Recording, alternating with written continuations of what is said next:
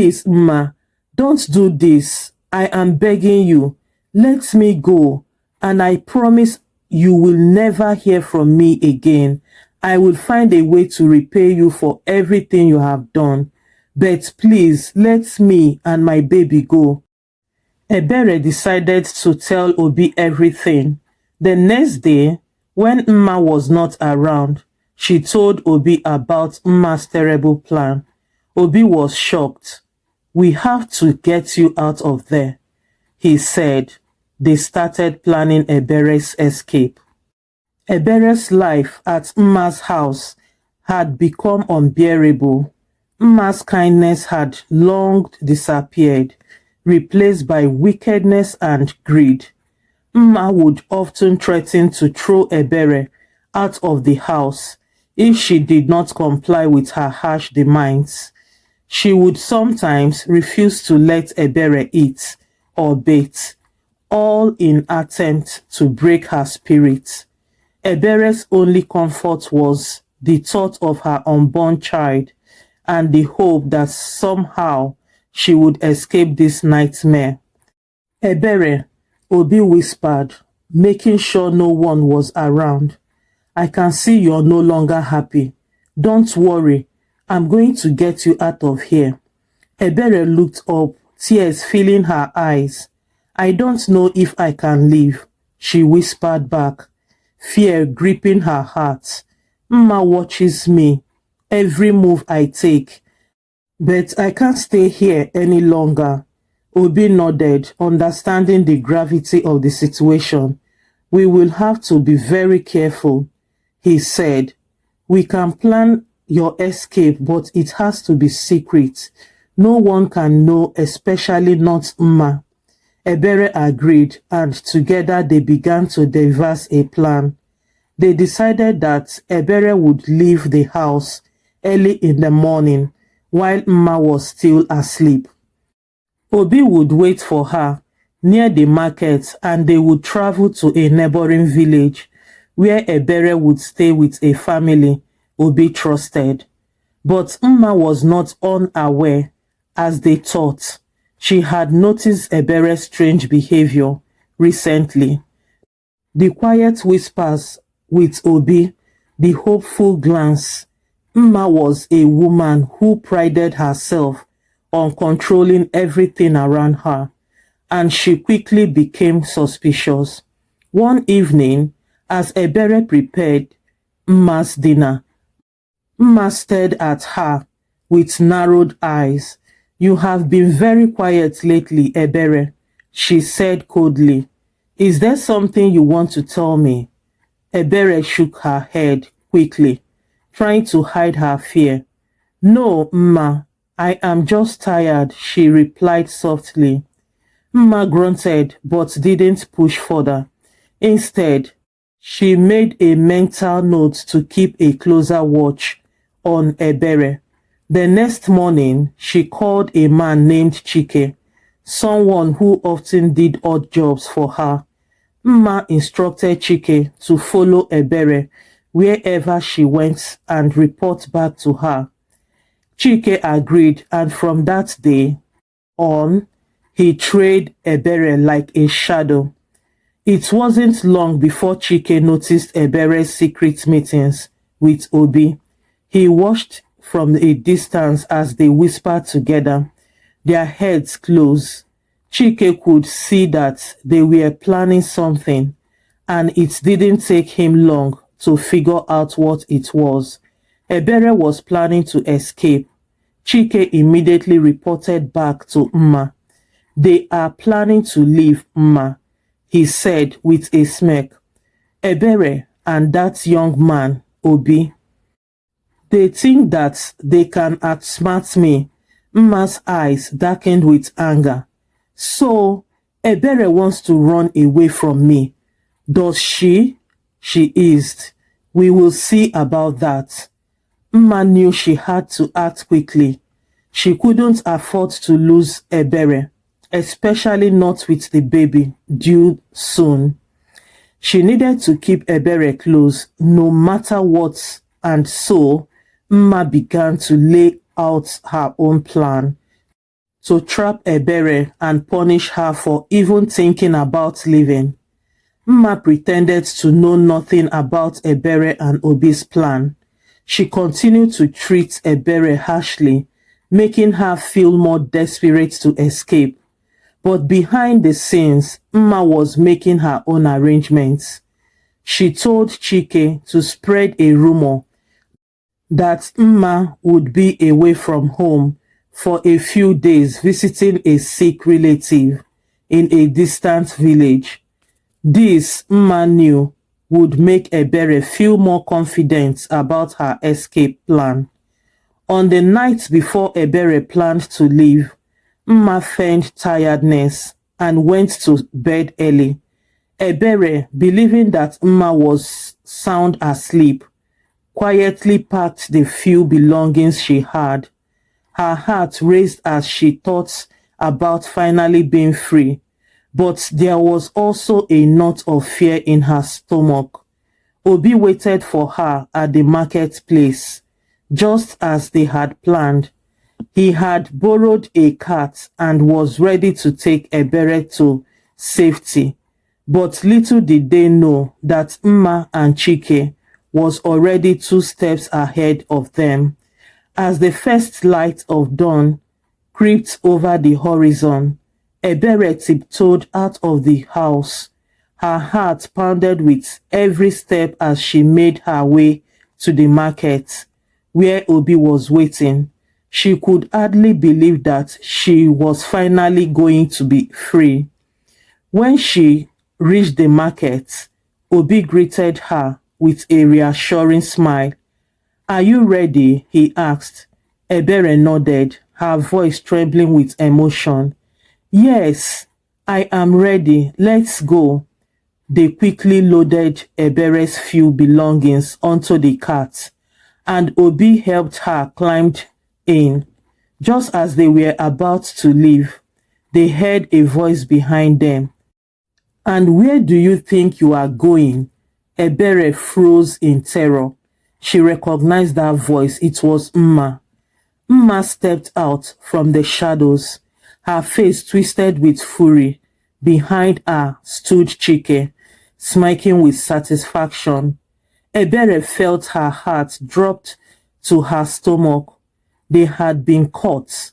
"So this is your grand plan," Mma sneered, her voice dripping with venom. "You thought you could just leave me, didn't you? After everything I have done for you." Obie stepped forward, trying to shed Ebere. "Mma, let her go. She's not your prisoner. She has the right to live her life." But Mma's anger only grew. "You stay out of this, boy," she snapped. "Ebere belongs to me, and so does that baby. I have taken care of her, and she owes me." Ebere felt tears welling up her eyes. "Mma, please," she begged. "I just want to be free. I want to raise my baby in peace." But Mma shook her head. "You are not going anywhere, Ebere. You will stay here and you will do as I say. And as for you," she said, turning to Obie, "you have meddled in my affairs for the last time." Ebere fell to her knees, pleading with Mma. "Please, Mma, don't do this. I am begging you.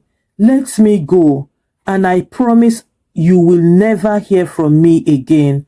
I will find a way to repay you for everything you have done. But please, let me and my baby go." But Mma was unmoved.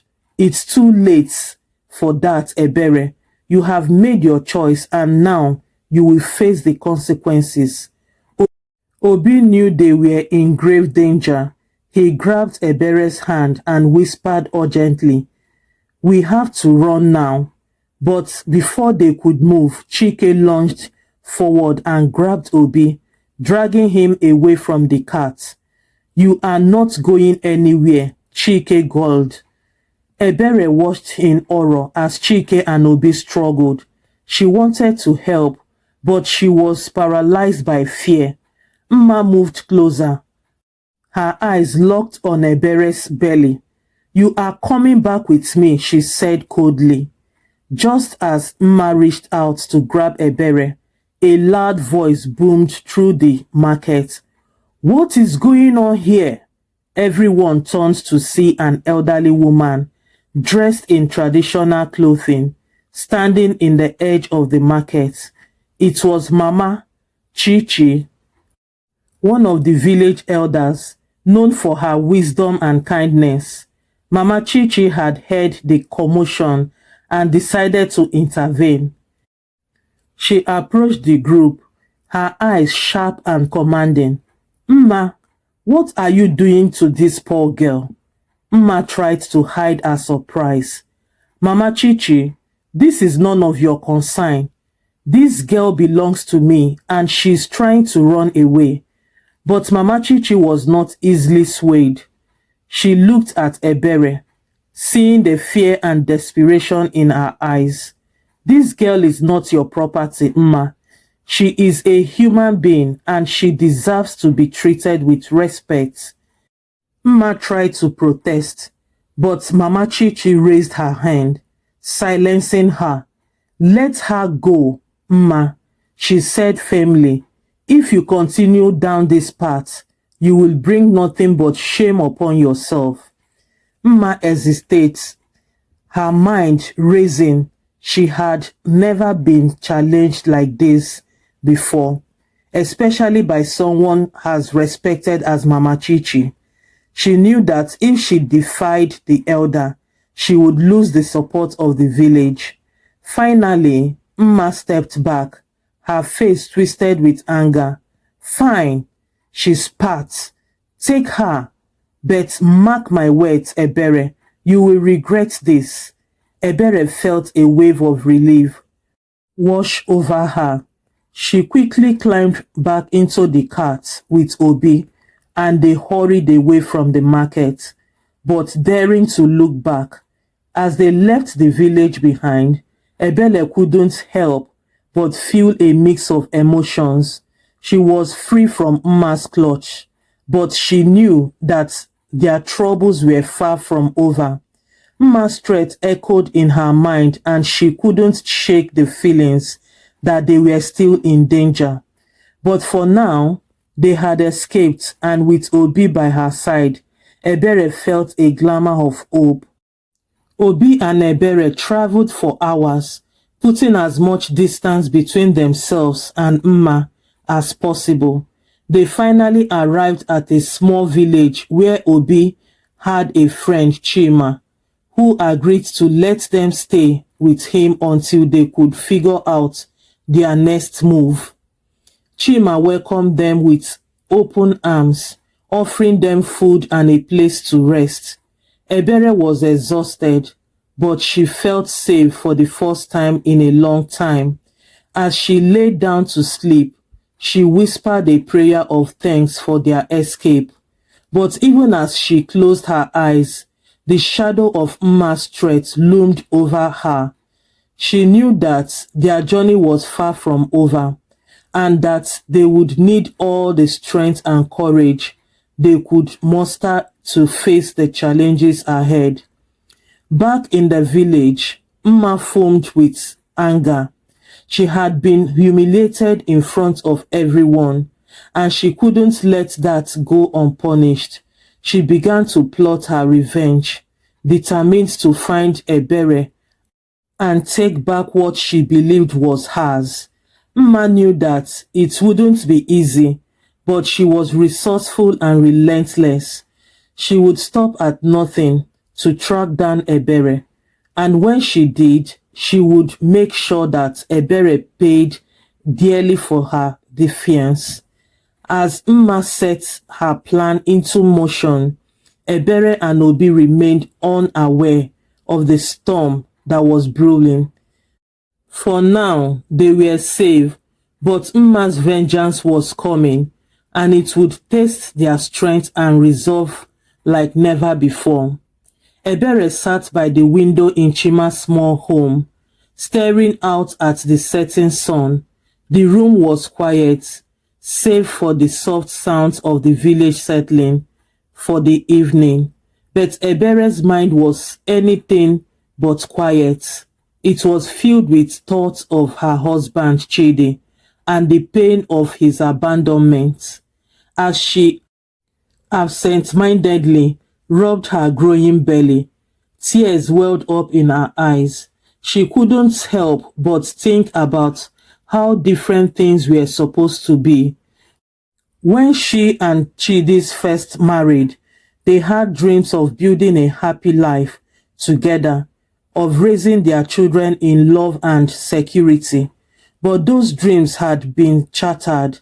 Chidi had left them, walking away when the weight of their poverty became too much for him to bear. He had promised to return, to find work and come back with enough money to take care of their family. But weeks had turned into months, and there had been no word from him. Ebere felt abandoned, alone, and utterly betrayed. "Why did you leave us, Chidi?" Ebere whispered, her voice choked with emotion. "How can you leave me to suffer like this with our children and another on the way?"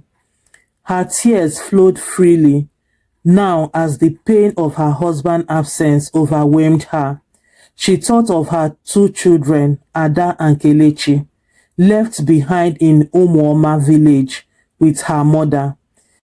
They were too young to understand why their father had left, why their mother had gone away. Ebere knew they must be missing her terribly, just as she missed them.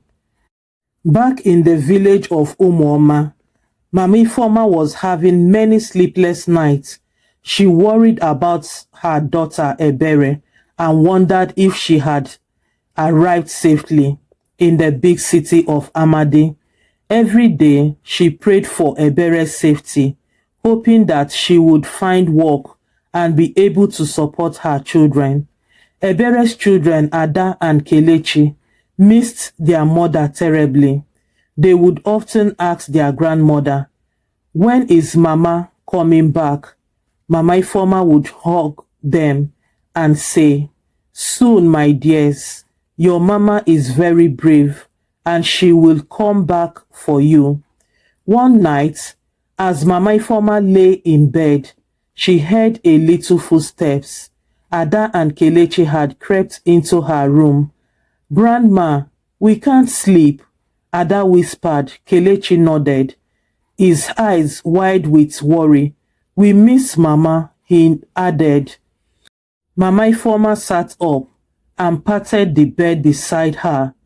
"Come here, children," she said softly. Ada and Kelechi climbed into the bed, snuggling close to their grandmother.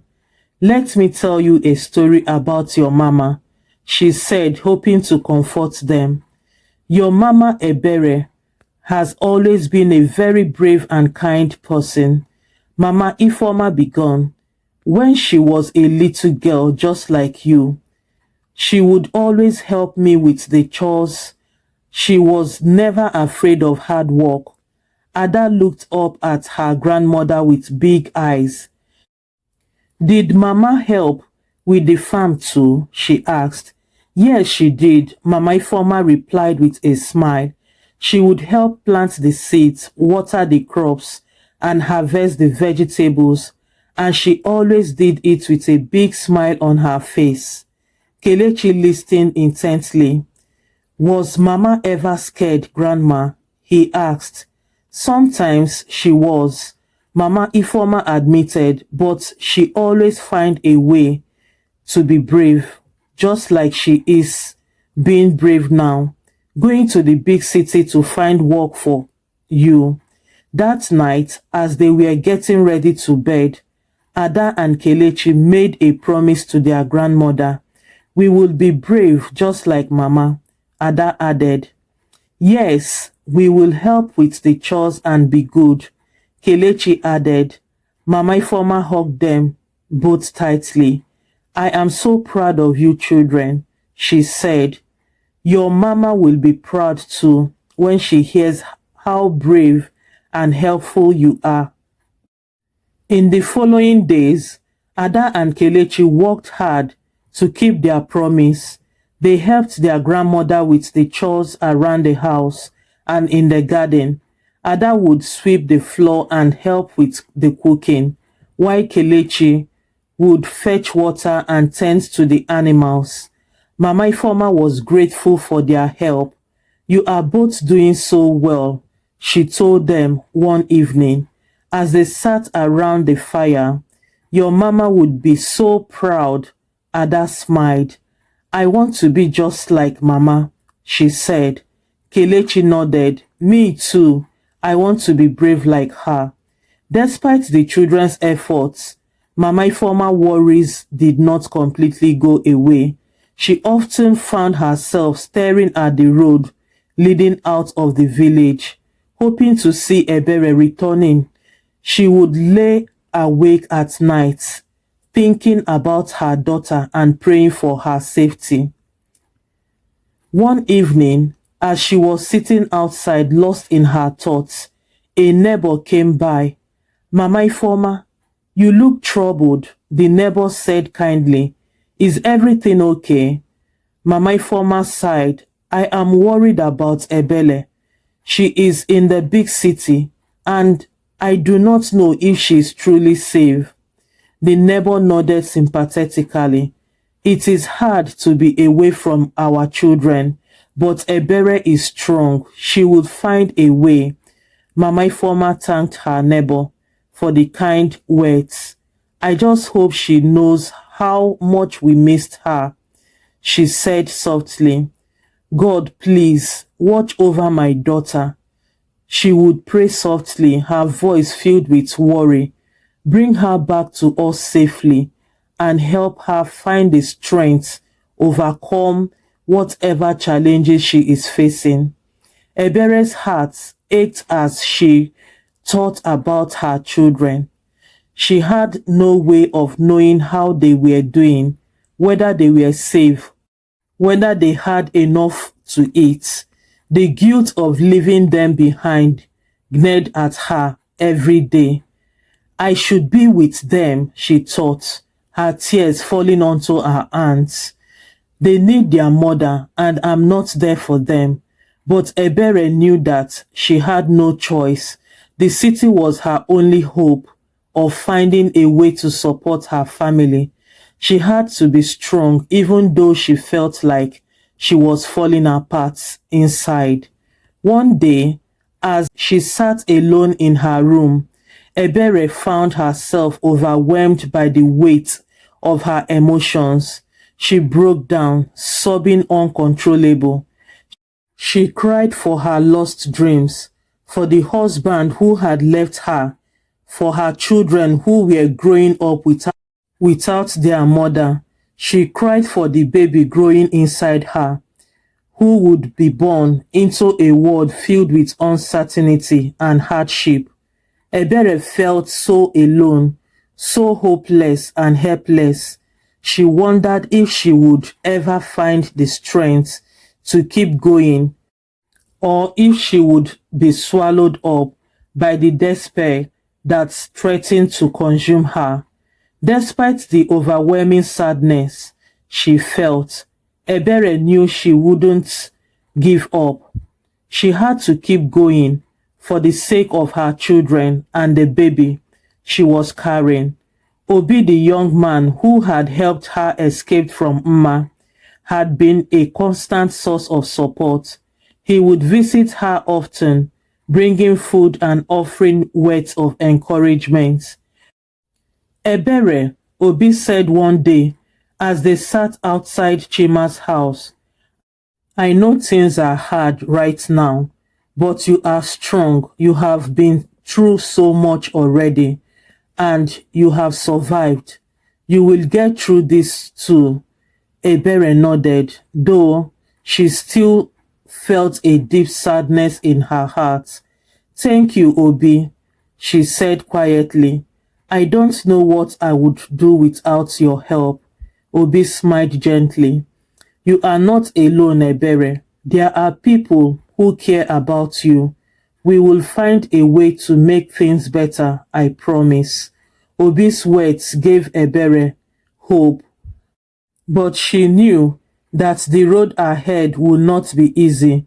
She still had to figure out how to support herself and her children, how to find a way back to them, and how to build a life for her growing family. Ada and Kelechi missed their mother dearly. Ada, being the elder of the two, often took on the role of comforting her younger brother. She would tell him stories about how their mother would return soon, bringing gifts and sweets from the city. But as the days passed, even Ada began to lose hope.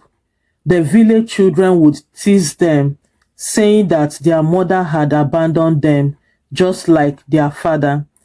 Ada tried so hard and strong, but at night, when she was alone, she would cry quietly into her pillow, wishing for her mother's return. That night, Ada had a dream about her mother. She dreamt that Ebere was standing at the edge of the village, holding a baby in her arms. "Mama," Ada shouted in her dream, running towards her. But as she got closer, Ebere began to fade away. Ada woke up with a start, tears streaming down her face. She climbed out of her bed and went to her grandmother's room. "Grandma, I had a bad dream," she whispered. Mama Ifoma held Ada close, comforting her. "It was just a dream, Ada. My dear, your mother will come back to us." Ada nodded, but the dream stayed with her. She vowed to be even braver and help her grandmother even more, so that her mother would have a happy home to return to. One morning, Ebere, still taking refuge in the house of Obie's friend Chima, she woke up feeling very sick and pains all over her body. Chima had to call on Obie to tell him Ebere needed urgent attention. Obie rushed down to his friend's house, and when he saw Ebere, he couldn't believe his eyes. He was filled with fear and thought of what if something happened to her. How will he locate her family? So he needed to act fast. She had to rush Ebere to the nearby hospital, where they told her that she was having high blood pressure and that her baby will soon arrive. And Obie became so scared and worried. So the doctor told them to go and bring some deposits of some money before he would commence treatment. But before they would arrive, they found a woman standing by the bedside of Ebere. And what surprised him was that it was Mma. And they were surprised how Mma got to the room, talk less of getting to the hospital. His friend Chima whispered to him, "Don't worry, Obie, don't worry, I'm going to take care of this." And Mma and Chike was standing by the side, watching, and the next thing Mma did, she told Obie that you thought you would escape with her. Here I am. My eyes have been on you people, and now I have traced you people down here. So tell me what you're going to do. I have made the deposit of the hospital bill, and let me tell you, the baby in her womb belongs to me. It doesn't belong to you. So you better know it and know it for good. Obie became so scared and worried. He had to rush down to the doctor's office. "Please, doctor, that woman does not relate to Ebere. Please do not allow her to do anything for her. Please." And the doctor nodded. But she was the one that paid the hospital bill. It doesn't matter who paid the hospital bill, but I'm telling you right now that Ebere is at risk when this woman is around her. We don't know what else to do. Please, you have to protect the baby and Ebere, because the woman has tried to kidnap Ebere few days ago. Ebere only escaped from her, and now look at what is going on. Please, doctor, can you help us, please? And the doctor kept a very close eyes on Ebere and warned the nurses not to allow Mma to come around the hospital again. So the next day, Mma prepared with Chike. Chike was standing outside while Mma came into the hospital room. As she was about sitting down, the doctor walked her out. Please, madam, please, we don't need any visitor in this room. This is special room for Ebere, where she needs enough rest without any stress. And Mma replied, please, doctor, allow me to stay here. I will not disturb her. Let me sit here and watch over her. And the doctor refused. No, madam, that is not the procedure here. You have to go. Mma was so angry. She said, no, how will you let me go? I paid for her hospital bill. So you want that money to be a waste? The doctor said to her, yes, I know you paid the hospital bill, but then she needs enough rest. This lady had high blood pressure with pregnancy. She's at risk of losing the pregnancy if there is any more stress on her. It seems this young woman has gone through a lot. Please, kindly let her be. Okay? You will still come back to check on her. So the doctor spoke to her with wisdom. And as she was about walking out, Mr. Obie stepped in. Mma, what are you doing here? Are you supposed to still be here? You're not supposed to be here. You're a threat to Ebere, and she doesn't need you, and you know that. Hey, Mr. Man, Mr. Obie, or whatever your name is called, you better stop this nonsense, Mma said, and the doctor came out again. Please, Madam Mma, you are disturbing the peace of this hospital. Kindly leave, he said. Mma looked at the doctor and said, what about Obie? Obie is here. Won't he also disturb Ebere? I thought you said Ebere needed rest. So why is he here? The doctor said because he was the person that brought Ebere to the hospital, and he's the one we know. Okay, so is the one you know. Why did you collect the money for the hospital bill from me? Mma asked. The doctor now replied, yes, I know I collected the hospital bill from you just because of how you explained to me that you are related to her.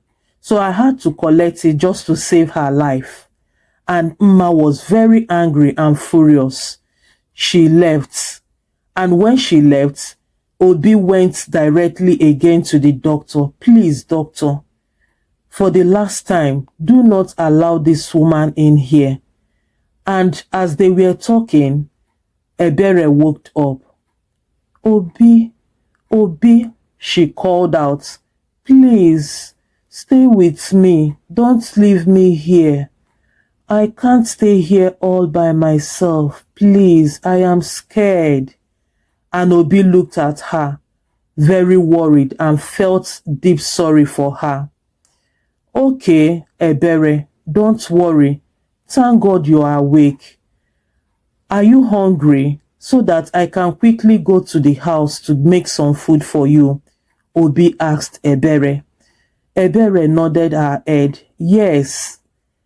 But then she was still very at risk of losing the baby or her life. And the doctor walked in and told them that they are going to take some blood tests to see how Ebere and the baby was doing. Doctor, please, I will be going home to get some food for Ebere. She just told me now that she's hungry. I hope she can eat some food now, Obie said. Yes, of course, the doctor replied. And as soon as Obie stepped out of the hospital, Mma sneaked back into the hospital. And as soon as Ebere saw Mma, out of fear, she screamed, "Doctor, doctor, help me!" and she fainted. What do you think will be the fate of Ebere? Did she survive the shock and sickness? Did she made it in Amadi? Or did she finally went back to her children that has been waiting for her in the village of Umuoma? How about her husband Chidi?